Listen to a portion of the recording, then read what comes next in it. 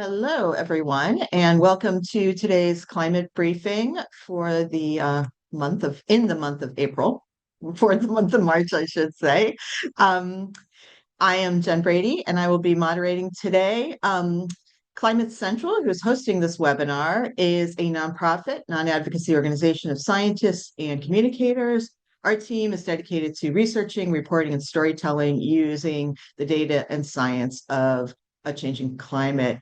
Climate Central creates and we distribute straightforward and visually compelling climate content, which I just want to reinforce is free and open to use for all. We get a lot of questions about that, as well as data, so you can make the crucial links between extreme weather events and human caused climate change. Our main speaker today is, of course, Dr. Zach Labe.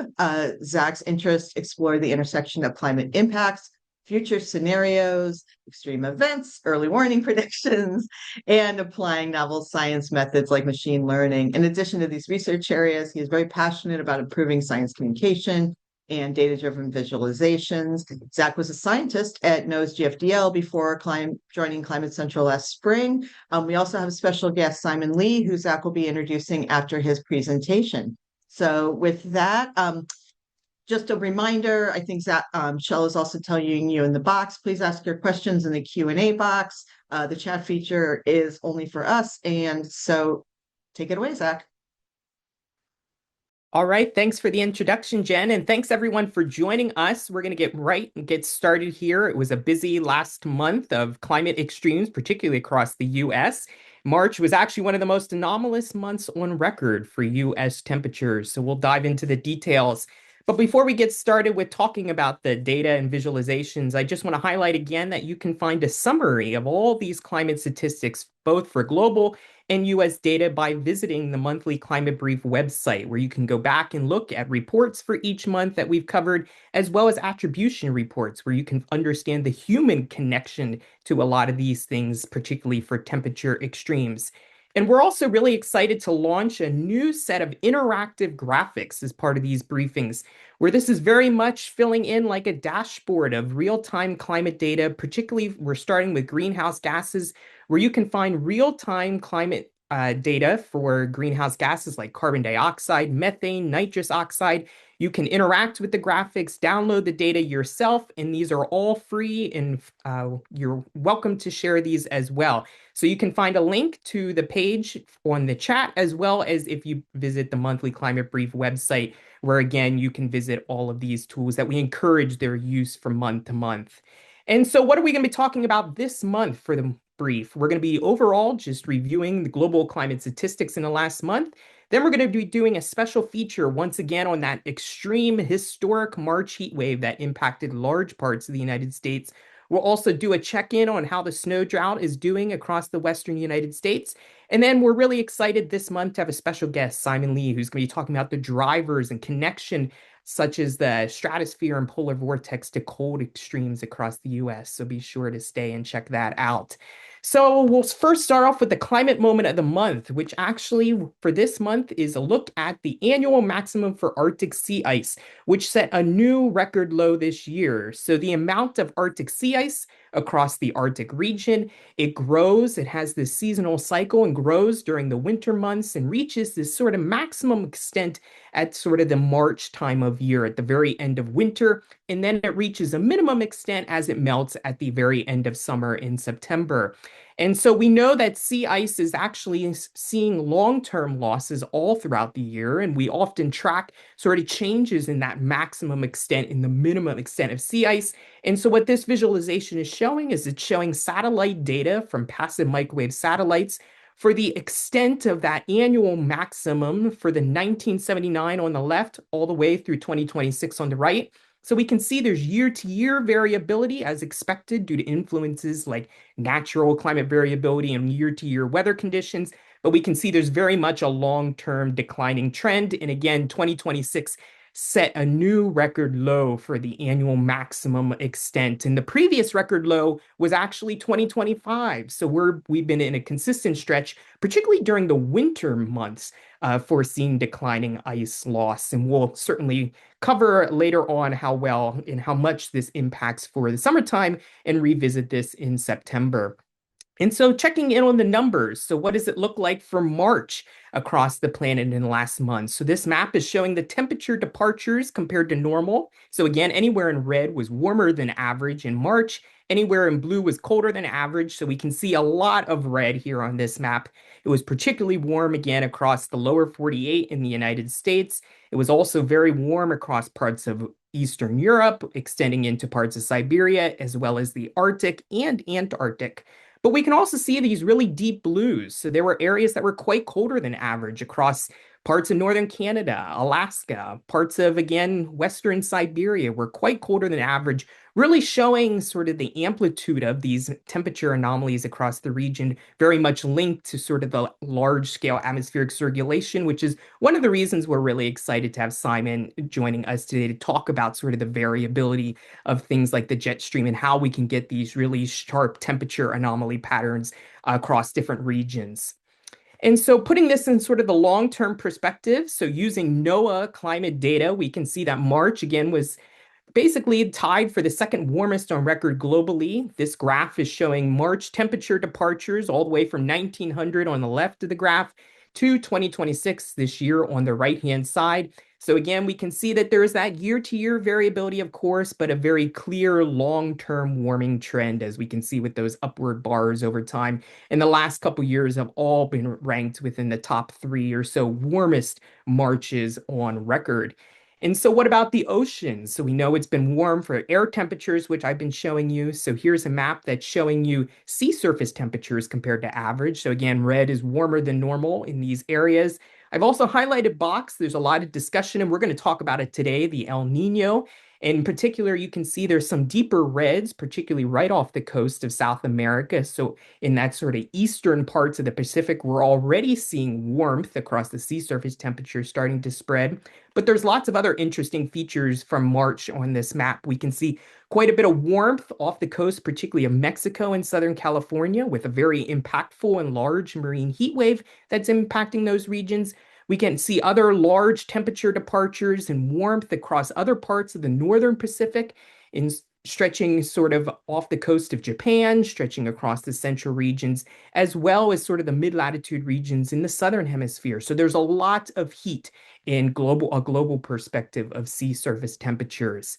And so if we actually take a look, if we calculate then the average of all of those global sea surface temperatures, actually within the last few days, we've seen global sea surface temperatures have actually surged to record high levels for this time of year, which is very striking given that we're only just now starting to see sort of neutral El Nino conditions beginning across the equatorial Pacific, and we're already seeing global average sea surface temperatures begin to rise to record high levels. So this is an indicator that very much that it's likely to be a warm rest of 2026 around our planet. So what this graph is showing, all those little squiggly lines there are showing other years for daily sea surface temperatures since 1982, 2026 being in yellow, so you can see it at the top of all of those individual years. So what about the US? That was one of those deep red areas, particularly extremes when comparing to the rest of the planet. So it was the warmest March on record for the contiguous United States. In fact, it was the most anomalous month on record. It was the first time that the average temperature was 9 degrees warmer than a set baseline. So it was really a remarkable month across the country. So anywhere in that real dark red indicates that they had the warmest March on record. That's representing about a quarter of the US, and over 79 million people experienced their warmest March on record. It was particularly noteworthy for maximum temperatures. So if we look at the average maximum, so those are those daytime high temperatures in the long-term perspective from 1900 on the left to 2026 on the right, we can see again, as I keep saying, there's always lots of year-to-year variability, but we can see there's that upward trend. And again, 2026 really set a striking new record again for the contiguous United States this year. And it was just in addition to, the record-breaking warmth, there were just countless numbers of extreme events across the United States This also ranged from anywhere from very cold temperatures across Alaska to flooding in Hawaii to drought conditions that are expanding across the Southeast. So this is a summary perspective of some of those extremes. And if you want to dive into the details of this map, you can visit our website and take a look at some of these extremes. And so the heat wave was really the dominant feature, and it was a very persistent heat wave during the month of March, lasting for practically 2 or 3 weeks out of March, where we just had this large heat dome, this ridge of high pressure across the Western United States, responsible for those sunny, dry conditions and that excessive heat, with temperatures breaking national highs for the month of March and really just setting records, thousands of records all across the country. And so here at Climate Central, one of the tools and research products that we've developed is attributing how much climate change has likely influenced those temperatures. So we can track that actually day to day. So you can go on and see what today's map looks like. And fortunately, it looks very different than it did on March 20th. So here's an image of what that looked like really at the peak of the heat wave. And if we actually tally the statistics for the sort of the aerial size of those really high levels, this is again called the climate shift index. So levels 3, 4, and 5. So that means like climate change changed the likelihood of those temperatures at least 5 times more likely. We can see that that area was the largest extent on record in our entire database going back all the way to 1970. So really highlighting that this was one of the most anomalous climate change influenced heat waves that we have in our system, really covering again a large part of the country. But as we noted earlier, it was not just that it was unusually warm across the lower 48, but there were other areas that were pretty cold. In fact, in Alaska, Alaska observed its fourth coldest March on record, and it was particularly noteworthy cold for the minimum, those nighttime temperatures, where it was the third coldest on record.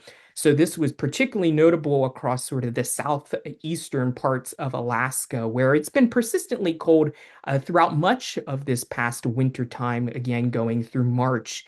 And then on the other side of extremes, we had precipitation extremes. So Hawaii had a series of low pressure systems during the month of March that brought widespread heavy rainfall to the islands that included flash flooding, landslides, even damaging winds across many of the Hawaiian islands. And they set a new record for the wettest March on record for Hawaii at 22.27 inches for the month.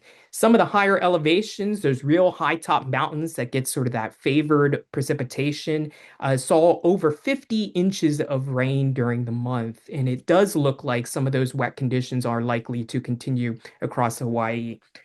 In addition to sort of that contrast from being very wet, it's also been very dry across the lower 48 United States. If we actually look at every January to March period on record, 2026 ranks as the driest of those 3 months on our historical records. March continued those dry conditions across much of the southern half of the United States. We can see that California had their driest March on record. But very much those dry conditions spread all the way to the southeastern United States, where it's been persistently dry for a number of months, and drought conditions are continuing to worsen across the U.S. If we actually take a look at the latest conditions from the U.S. Drought Monitor, we can see that more than 77% of the lower 48 is either abnormally dry or already in a drought.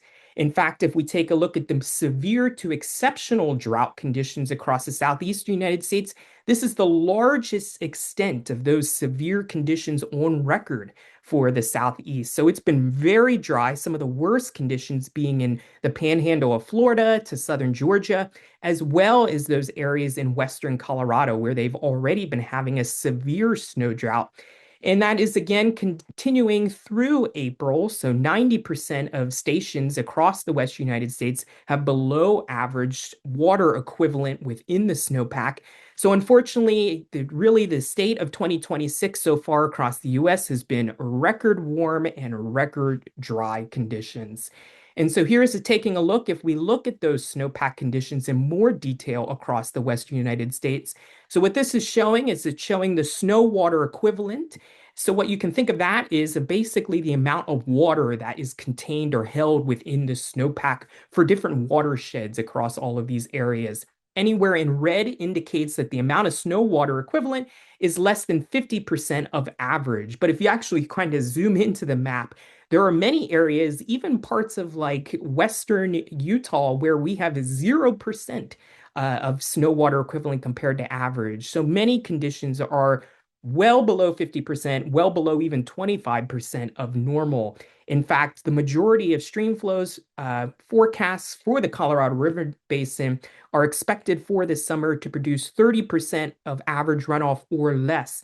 This is a result, again, mostly coming from the snow drought and the very warm conditions that have contributed to further evaporation.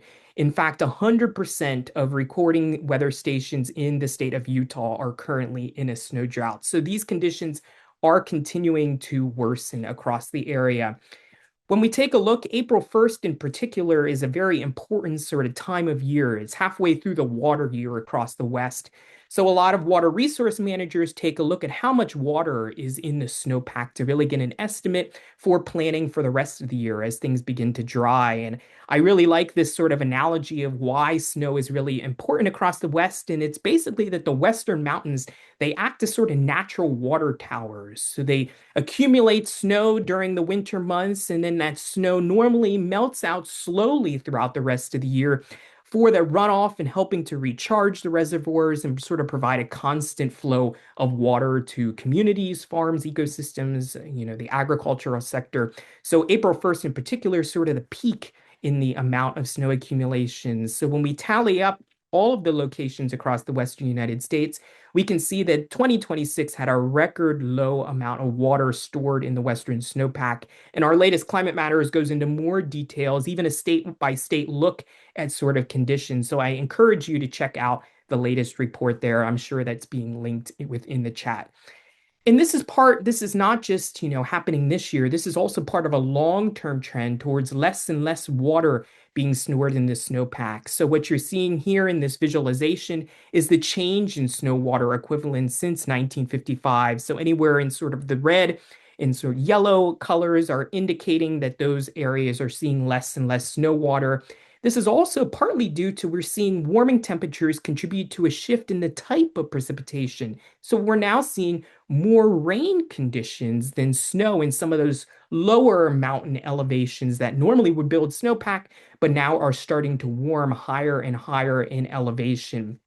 When we take a look at further in future climate change projections, we continue to see snowpack declines. So, of course, this has very important implications for water resource planning across the Western United States. And 2026 is really an anomaly, but very much part of the overall long-term trend. And as I've been highlighting this, year, this 2026 has been quite warm across the contiguous United States, but it's been quite warm for a while. So if we sort of take a look at the last 6 months, 12 months, 18 months, all the way through the last 60 months, all of those periods of time are the warmest for those periods on record. So we are really in a remarkable stretch of unusual warmth across the United States. This map is showing for the last certain 6-month period. And what we can see here is that anywhere in those red colors are indicating that temperatures were more than 5 degrees Fahrenheit compared to normal across those large areas. So this is really striking warmth across the area. The only region that really has escaped a lot of this record warmth has been parts of the northeastern United States, which had a colder than average winter compared to recent years, but not record-breaking by any means. So now let's check in. So will this warmth continue? So we'll now go to a sort of short-term climate outlook. And what does that look like for the next 3 to 4 weeks? And unfortunately, we see a continued pattern for warmer than average conditions being more likely to occur across the Western United States and the Southern US. Those are very much in the regions, if you recall from that drought monitor, where it's been unusually dry. For Florida, where there have been recent wildfires and continuing water resource concerns, it does look like over the next 3 to 4 weeks that there will be less than average precipitation more likely to occur for that region. So in the short term, it very much looks like the continued pattern that we have been seeing, where there's been a bit cooler conditions across the Great Lakes in Northeast, and the warmth really spreading across the Southern United States. And so the big question that everybody is asking is, what does El Nino have to do with this, especially for later in the year? So every month, there are sets of seasonal forecast models. They make predictions going out for like 1 to 12 months. And these types of forecasts are used to understand changes in things like El Nino and La Nina. And just to recall that El Nino, at its simplest form, is just really a warming of sea surface temperatures in the equatorial Pacific Ocean. It's a pattern of climate variability, but it has sort of global effects. It changes weather patterns over different regions, as well as even relates to global temperatures, where typically during El Nino years, global temperatures are boosted a bit higher than they would be otherwise. So given the very large, sort of global impacts of depending on whether it's El Nino or neutral conditions or La Nina is very important for understanding changes in extreme weather and sort of seasonal climate planning. So these types of forecast models are run once a month really due to its importance. So we can now check in at the most recent set of models to take a look at their current projections. So what you're seeing here is a lot of acronyms. The takeaway here is they're all representing individual of these seasonal forecast models, and they're projecting on sort of this metric we monitor for the strength of El Niños. So anything sort of above that red dashed line is associated with El Nino conditions. So one takeaway from this is that sort of the average, if you average all the models together, they're sort of indicating that there's a growing likelihood for a pretty significant potentially El Nino to form by the end of 2026. But another takeaway is that there's a large spread across all of those individual lines, meaning that the intensity of El Nino is still quite uncertain at this time scale. So while we can say that there's very much a growing likelihood for a potentially sizable El Nino to arrive later this year, the exact strength or intensity of it remains uncertain.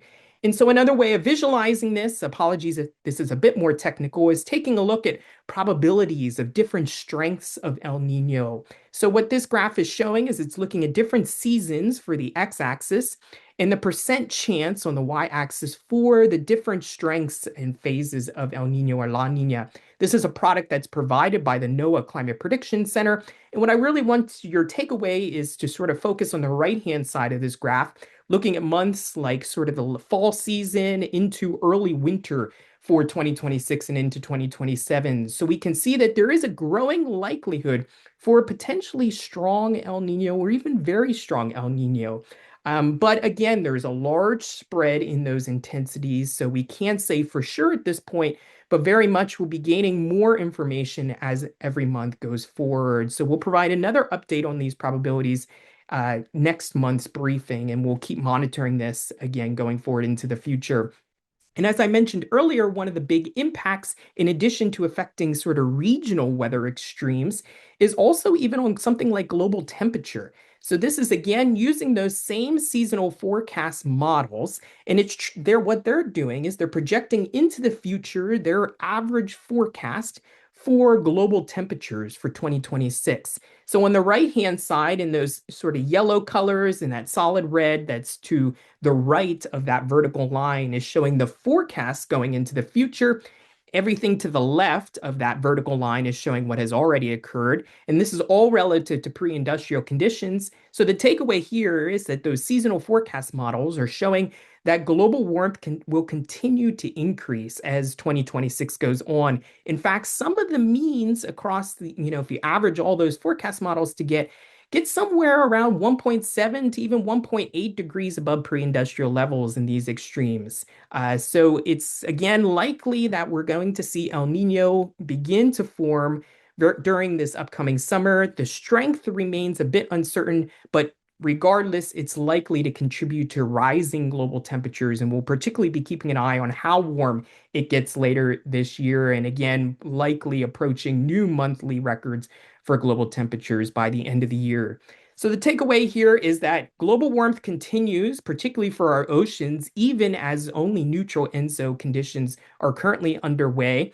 There's again a growing potential for a significant El Nino later on this year.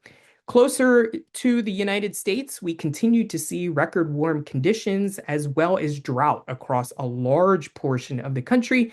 In fact, it's the largest extent of drought conditions since the year 2022. This year is also quite a year for a number of extremes. If we use NOAA's U.S. Climate Extremes Index, which basically accounts for different types of extremes like temperature, precipitation, drought, that metric actually reached its highest level if you look at every January to March period in the last 117 years. Again, the takeaway here is that it has been really an extreme year across the United States for climate. And overall, in the next 2 weeks, going through into May, we're likely to see warmth continue as well as drought continues for the South and West.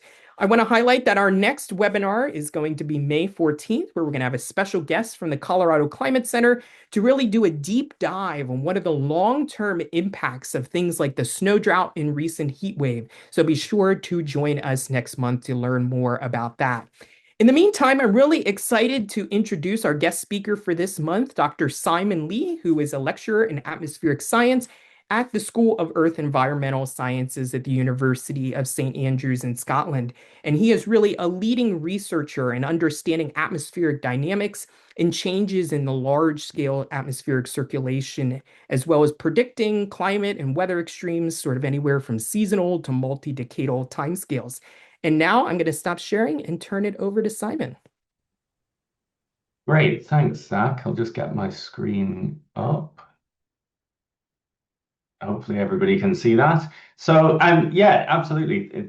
Thanks, Zach, for the nice introduction and also a lot of the nice relevant background to what I'm going to talk about now for the next 15 minutes or so. So we're going to go from all that discussion about heat and thinking about global warmth and cast our minds back into the winter and think a bit about cold air outbreaks and the role of the polar vortex in driving them, or how the polar vortex may not, in fact, sometimes be as relevant as maybe we sometimes have come to think it is.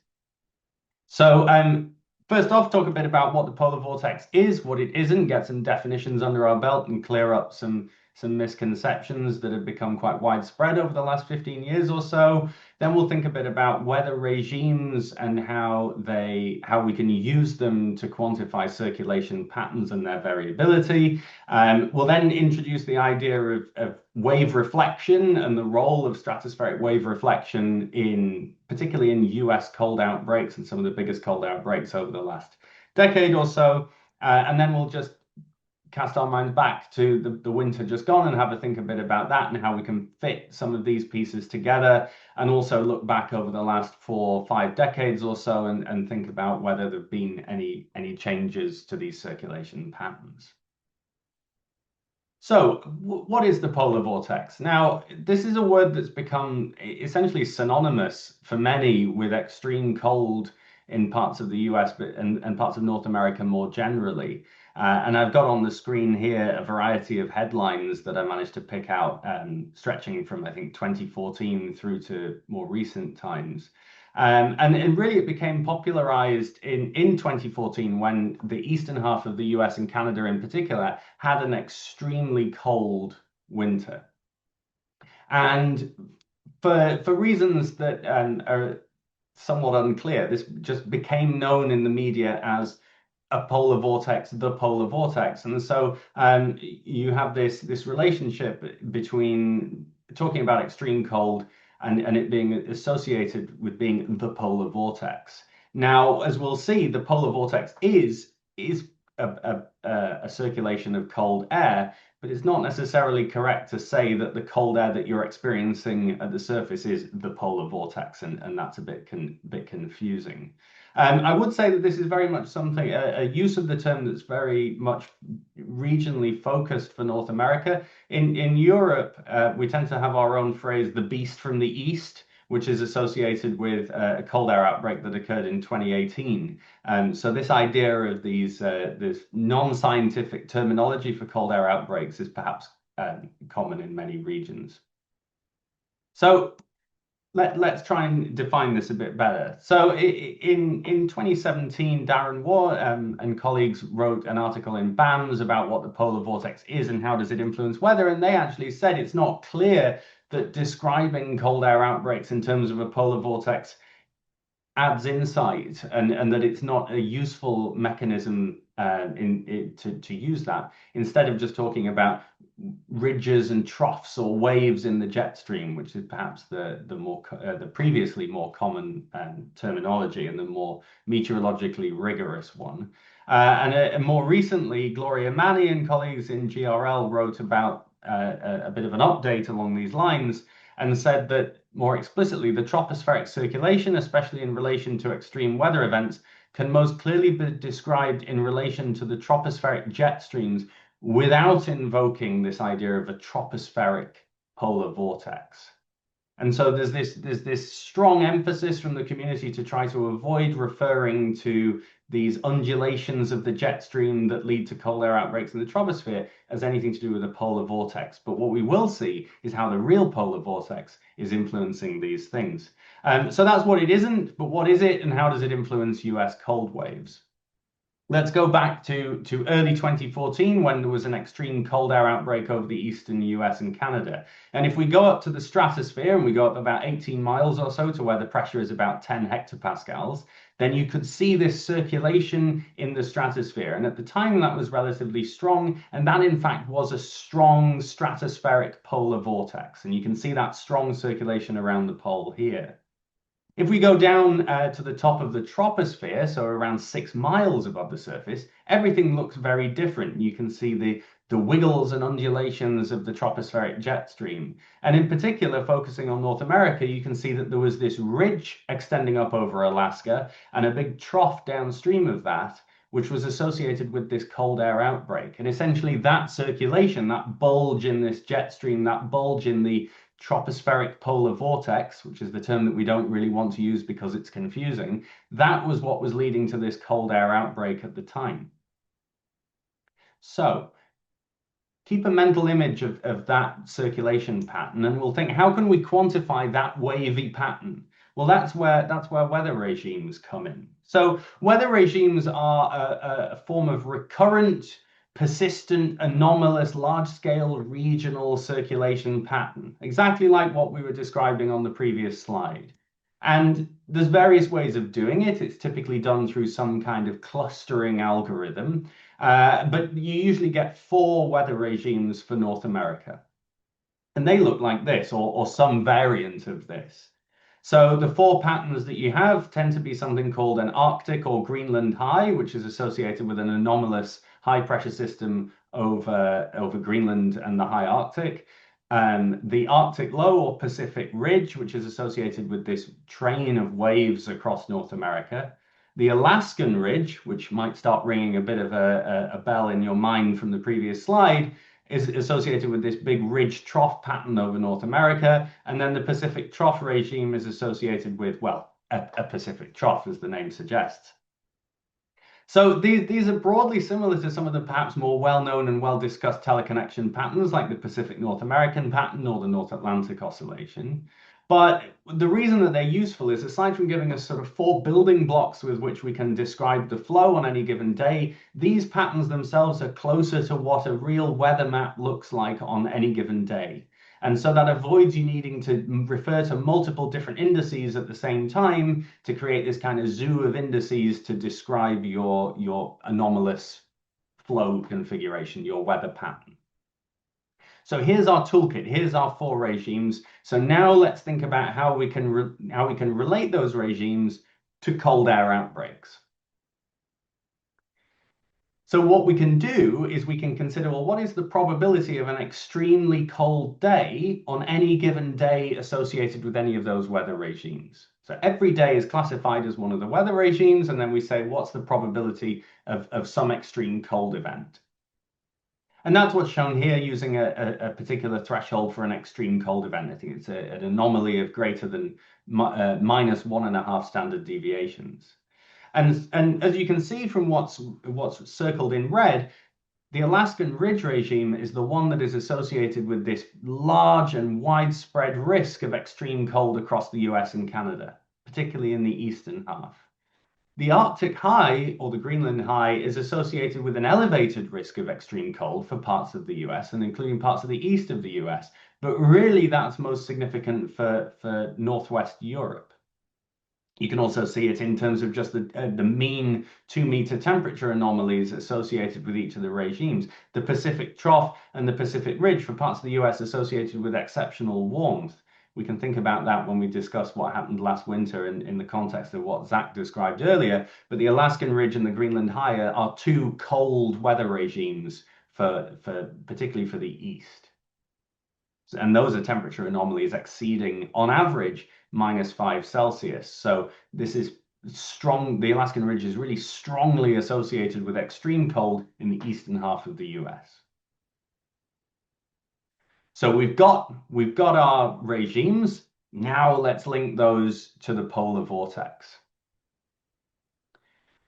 So what we can do, one of the things we can do is we can think, well, what is the probability of each weather regime depending on the strength of that vortex up in the stratosphere, particularly the stratospheric vortex.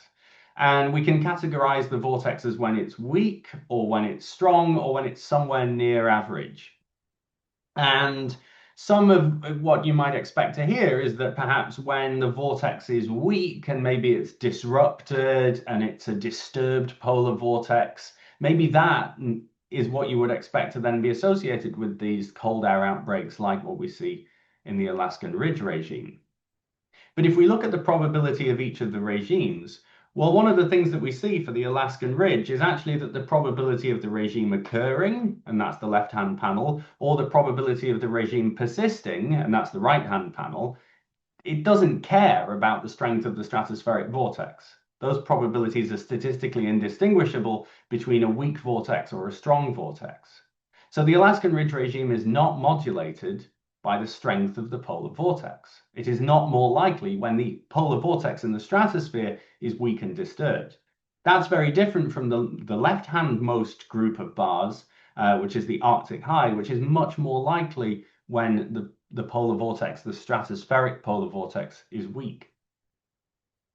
So this seems to be suggesting that then these cold air outbreaks in the Alaskan Ridge regime don't have anything to do with the vortex, but we'll see a bit more about whether that's actually true. So this is a figure from a study done by Ollie Millen at the University of Oklahoma, and in the top panel, they were looking at cold air outbreaks over the US Great Plains, and in the top-hand panel, you can see a pressure lag time cross-section of the anomalous west to east winds related to cold air outbreaks associated with the Alaskan Ridge regime, and in the bottom panel associated with this Arctic high regime.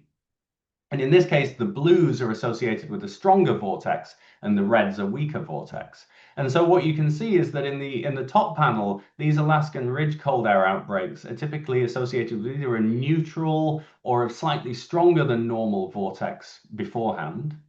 Whereas the Arctic high cold air outbreaks are associated with this weak, disturbed polar vortex through the depth of the stratosphere, may be associated with a sudden stratospheric warming event, a big major disruption to this polar vortex.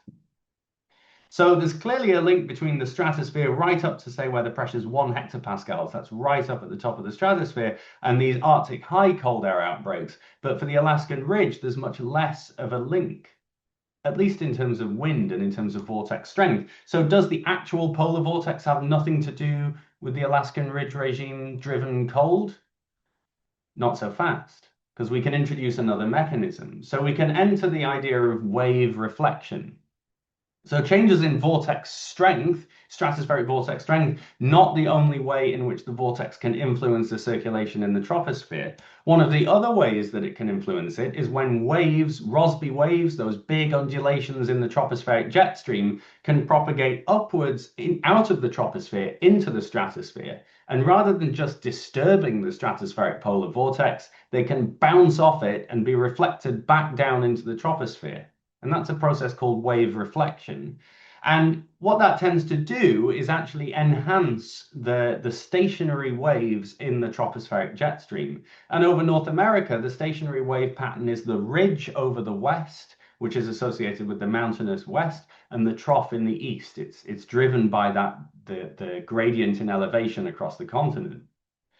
And that's like what we saw in 2014. If you remember that map from earlier, it's also like what you expect from the Alaskan Ridge regime, ridge in the west and a trough in the east.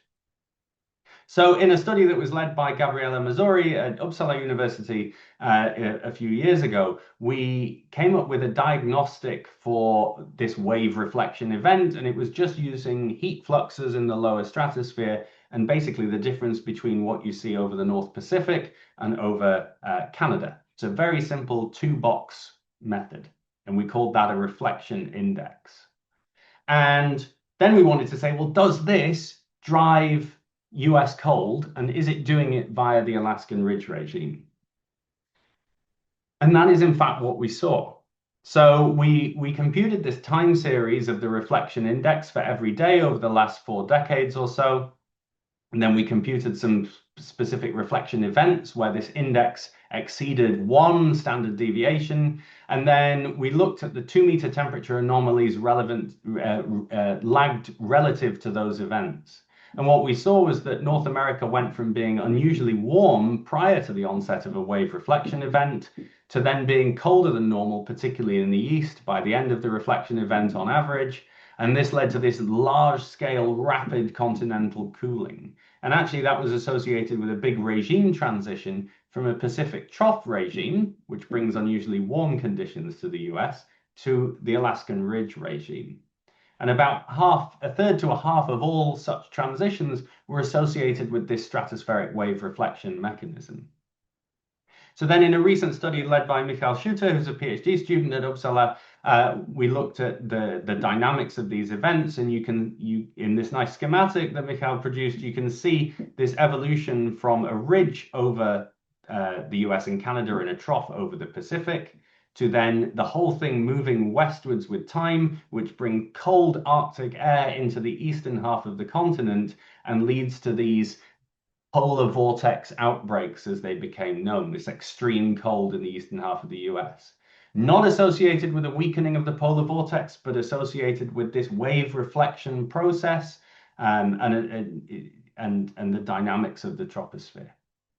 So wave reflection driving the Alaskan ridge, driving extreme cold. Now, how have these changed over the last few decades? Are these becoming more common, as we seem to have been hearing about them more and more?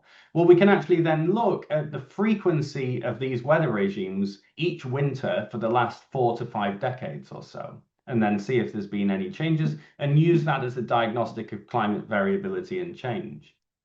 And if you do that, you can do it for all the regimes, but I'm just showing here the 2 that are associated with cold air outbreaks in the US, in the eastern US in particular. So the left-hand panel for the Alaskan ridge, the right-hand panel for the Greenland or Arctic high. And this is the total number of days assigned to those regimes between November and March from each winter from 1979-80 to 2024-2025. And the key thing is that there's no clear trend, no clear change in the frequency of these weather regimes over that time period. However, what you will notice is that there's a clustering of extreme winters in recent years. You can pick out the 2013-14 polar vortex winter clearly in the Alaskan ridge time series, and also the 2014-15. Those 2 were exceptional. The Alaskan ridge regime has never been more frequent than it was in those 2 winters. You can also see some of the preceding winters in terms of the Greenland high, which are also associated with extreme cold in the US. So there was this clustering of the frequency of these regimes that drive extreme cold in about 5 almost consecutive winters. And they kind of fueled a lot of this discussion on whether these sorts of things were becoming more common. But they are different regimes, and there was no sustained trend. And even in more recent years, there's been winters without the Alaskan ridge. So no clear sustained trend there. Will they happen more often? Well, looking at climate models, the left-hand panel, these are slightly different naming convention. The key ones to look at are the PNA plus, a positive PNA, and the Bering Ridge, the BR. These are the ones most like the Alaskan ridge regime. And actually, when you look at CMIP6 models through to the end of the 21st century, these either show no signal or show a decrease in that pattern. So it's not something that we expect to happen more often. And in fact, we expect to see generally more of the Pacific trough regime, and that tends to bring anomalous warmth to the US. In the right-hand panel, this is looking at a distribution of CMIT6 model forecasts for projections, I should say, for the strength of the stratospheric polar vortex. Key thing there, no clear signal. So we do not expect the stratospheric polar vortex to weaken or to strengthen. There really isn't a clear signal for the wintertime change in the vortex strength. But the North Atlantic oscillation, which is associated with the Greenland high regime, that's expected to become more positive. So that's generally less Greenland high regime expected in future. So for the final part, just a quick look back at the winter just gone and how that's evolved in terms of weather regimes. So what's plotted here for November through just a few days ago is the evolution of the amplitude of each of the weather regimes, the Pacific Trough, the Pacific Ridge, the Alaskan Ridge, and the Greenland High for each day. And the colored markers indicate when that is the assigned regime. So you can see that periodic fluctuation of the regimes on timescales of about 5 to 10 days or so, some more long-lived than others. But you can also see that in the first half of the winter through sort of November, December, January, the Greenland High and the Alaskan Ridge were quite common in that time period. And then subsequently, there's been much more of the Pacific Ridge. And that was this big change in the temperatures across the US that occurred as we moved through February and into spring. The Alaskan Ridge regime peaked at 2.8 standard deviations on the 20th of January, and then it was followed by the Greenland High. So you had a very prolonged period of extreme cold in the eastern half of the US and extreme warmth further west. That's exactly what you would expect to see as a composite temperature anomaly plot there. And alongside that in this map, that's the Alaskan Ridge at its peak intensity with that clear ridge trough pattern that looks similar to what we saw in 2014. So a bit of a combination of factors.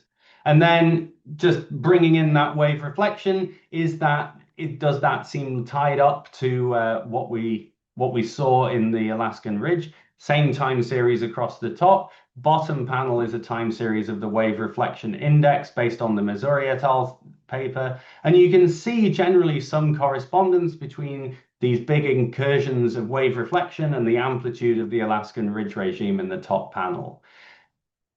Model experiments would be needed to ascertain causality there, but it does seem to at least fit that there appears to have been wave reflection associated with these Alaskan Ridge episodes and then associated with this extreme cold. And then just finally, bit of a whirlwind tour, I know. Let's look at how strong the stratospheric vortex was itself during this winter. So look at the thick gray line, that's showing you the strength of the zonal mean, the west to east winds up at about 10 hectopascals or 30 kilometers or so.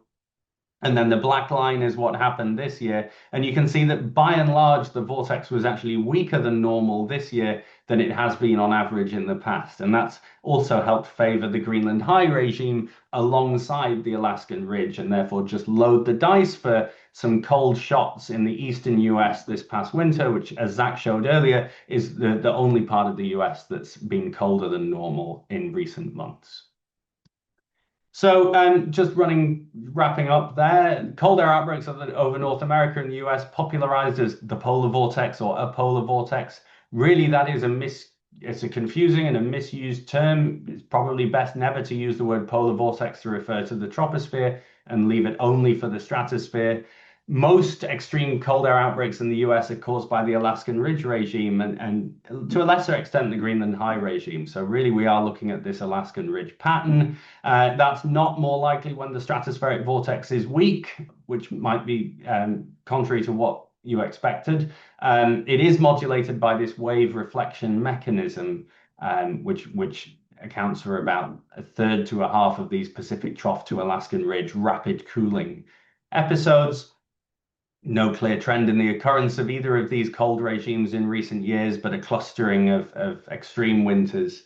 And then this past winter has seen a mix of stratospheric wave reflection, Alaskan Ridge, and a bit of Greenland high in there overall. It kind of fits with how some of these background drivers have been playing, but they're not the only things that modulate weather regime frequency. It's not just the stratosphere at play, obviously, as Zach mentioned earlier as well. We've got things like ENSO and the tropical Pacific thrown in there too. So thank you for listening, and thank you to Zach and everyone at Climate Central for inviting me to speak today.